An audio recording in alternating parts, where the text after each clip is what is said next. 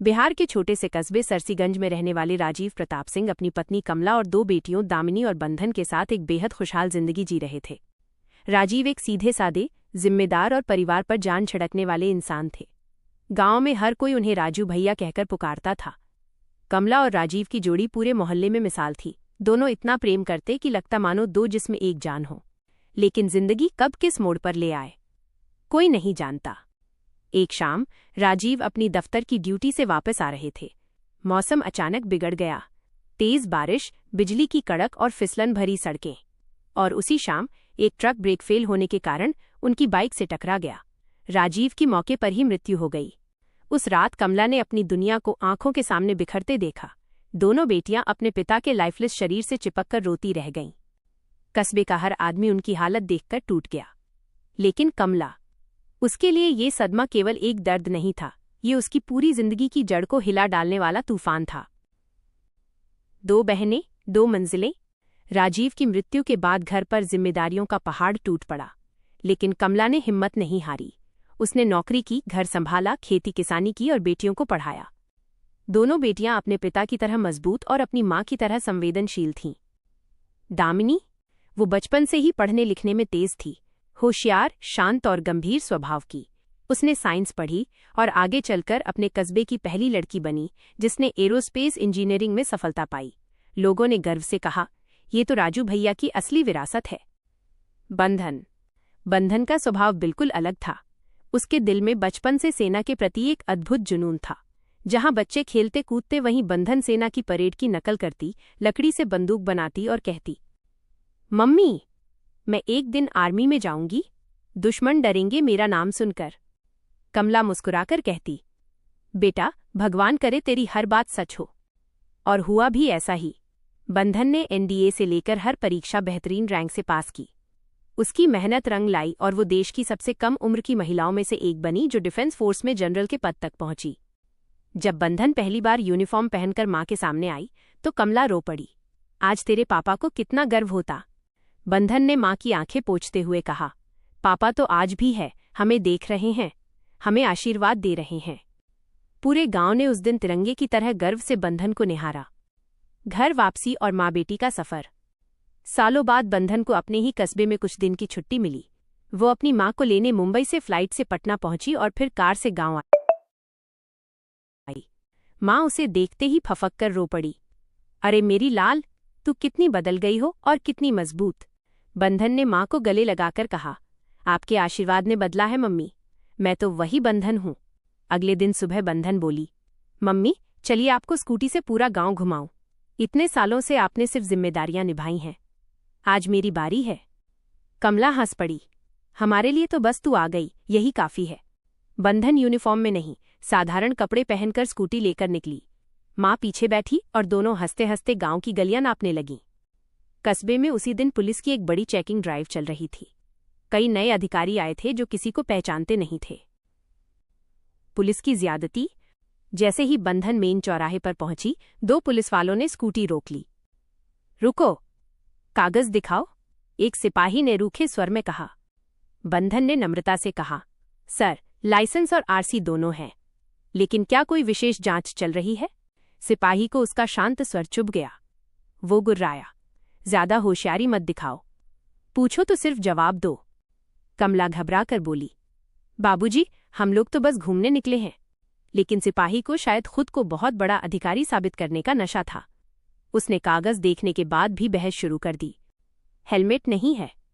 बंधन ने कहा, मां पीछे है सर, कई राज्यों में पीछे बैठने वालों के लिए हेलमेट अनिवार्य नहीं। सिपाही भड़क गया, अरे, कानून हम बताएंगे या तू? चलो, दोनों को थाने ले चलो। बंधन ने आश्चर्य से कहा, लेकिन सर, मैं कुछ नहीं, चलो अंदर। उसने धक्का देकर बंधन और मां को जीप में बिठा दिया। बंधन को गुस्सा आया, लेकिन वो शांत रही। उसने सिर्फ एक बात कही, आप मुझे गिरफ्तार कर सकते हैं, लेकिन मेरे साथ बदतमीजी नहीं करेंगे। सिपाही हंस पड़ा, अच्छा, तू मुझे कानून सिखाएगी? चल, अंदर आकर दिखा तेरी औकात। बंधन ने अपने आप को संभाला। वो जानती थी कि क्रोध में लिया गया एक कदम नुकसानदायक हो सकता है।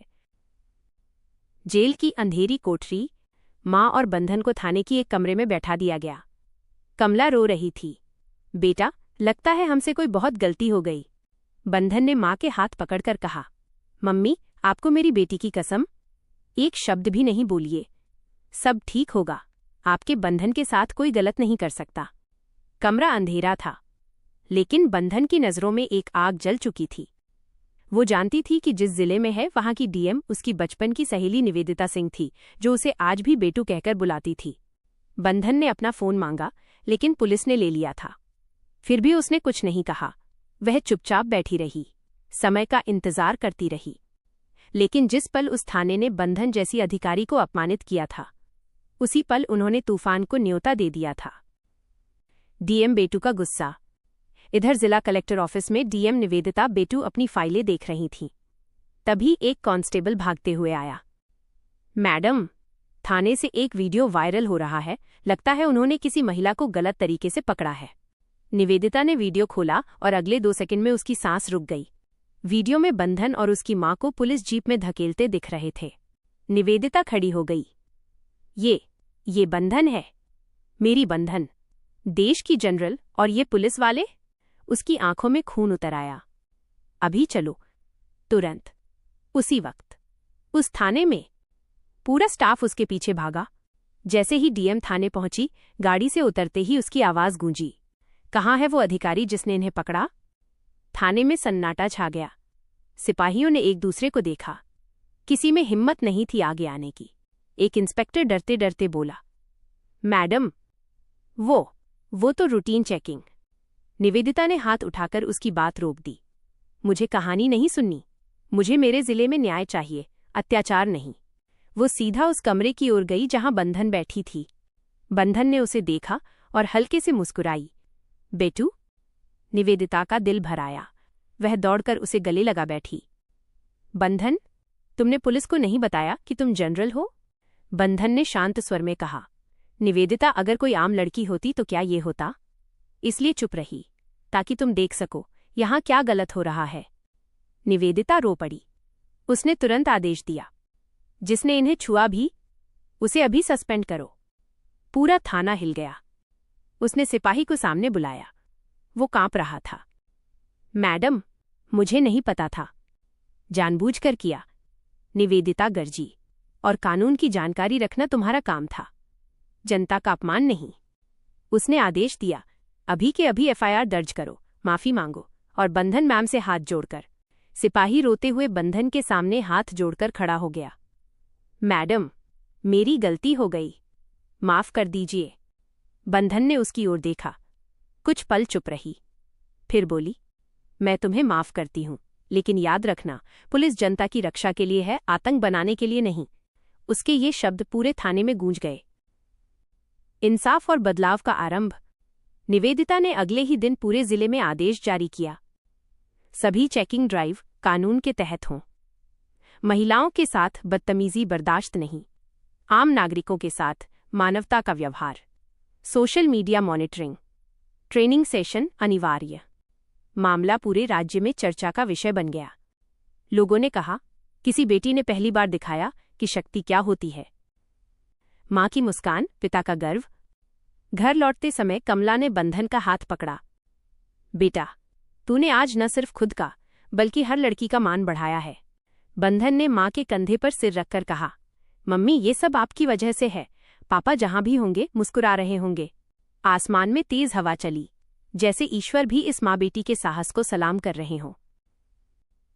कहानी का अंतिम संदेश। यह कहानी सिर्फ एक घटना नहीं, ये हर उस माँ की कहानी है जिसने खोकर भी बनाया, हर उस बेटी की कहानी है जिसने टूटकर भी जीतना सीखा, और हर उस अधिकारी की कहानी है जो अन्याय के खिलाफ खड़ा होता है। बंधन और निवेदिता ने दिखा दिया, कानून का असली अर्थ है सम्मान, सुरक्षा और न्याय।